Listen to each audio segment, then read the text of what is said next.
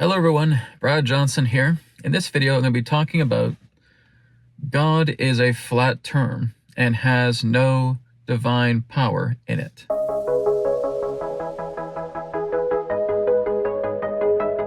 Now, this may be something that sounds almost outrageous for me to talk about, but in all truthfulness, this is the case. There are tools, subtle tools that do exist that we can use to measure the appropriateness of divine power, divine essence, within words, within people, within events, within things, right? This is quite common with what I teach pertaining to resonant dowsing. And when we say the word God, really when we utilize that term, it just goes back into religious fundamentalism. That's really the entire nature of this.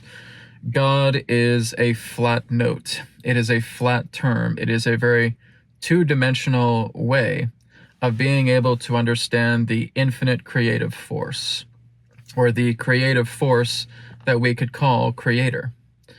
God is not it. We may use that in a crunch. We may use that out of habit, because so many people use that term, even people that stray away from religion and come much more into the spiritual path will utilize that term quite a bit. I certainly have myself. But when we look at the nature of using the term God, G-O-D, it has no power whatsoever. It's a flat human term. God is basically the human word that we have given the divine creator, the infinite creator, and it just doesn't work. It's flat, it's weak, it has no power whatsoever. And so there are those who can definitely agree with this, because I've had conversations with such people. It's like, well, Brad, I don't really like to use that term God, right? I do feel it has so much of a religious basis to it. And you'd be correct. You certainly would be.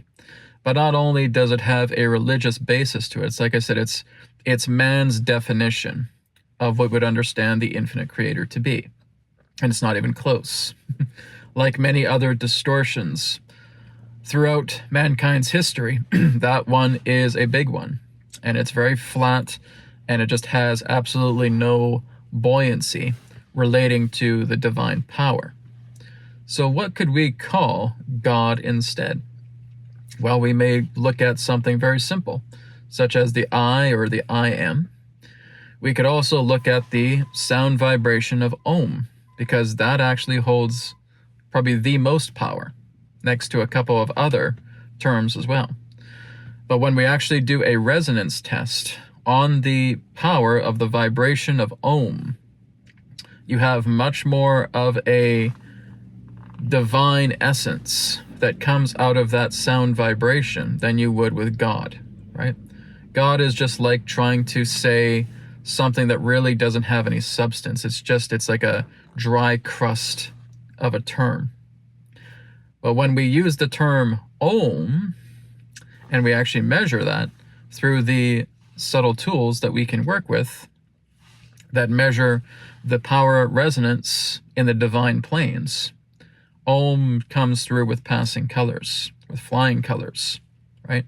Utilizing the term Om would be very appropriate to understand what is supposed to be discussed, utilizing the term God, right? We could also say I, we could also say I am. We could also use the term El, E-L, right? This is why when you look at a lot of angel names, right? When we look at Mikael, when we look at Uriel, when we look at Raphael, right? When we look at Gabriel, okay? It's the L sound, that capital E and that capital L. And we can also put that through the test as well too. And that also has a very powerful divine resonance to it that would represent an appropriate term for the nature of the infinite creator. So we're just so much in the habit of saying God, because almost everybody has said it, right? Doesn't matter what you do, doesn't matter where you go, doesn't matter who you talk to. You watch TV shows, they're always talking about God, and God we trust, and God this, and God that, and God, God, God, God, God. And like I said, that can be fine in a crunch. But if you really are looking to bring about the power of infinite creator. You want to bring in the power of the creative force. You want to get much more into the sublime natures of these particular terms, like Om, like El. And again, here's something else that I've learned through the tools, is that being able to say Yahweh is actually much more powerful than saying God. And I know there's a lot of distortions behind that, but nonetheless, Yahweh also has that particular vibration, right? Agla also has that particular type of vibration. Yad-He, Vav-He also has that particular type of vibration. It's these ancient initiated terms that we have given as the many names for God. So basically looking at every single one of those ancient terms hold a great deal more of resonance behind the divine essence than the term God does. God is the poor man's flat term for something that is greatly misconstrued, right? So if we're basically trying to understand about the nature of the infinite, if we're basically trying to understand about the creative force that gives birth to all life, if you're using the term God and you really want to look at it in that state of resonance, you are the furthest away from understanding the divine essence behind that creative force.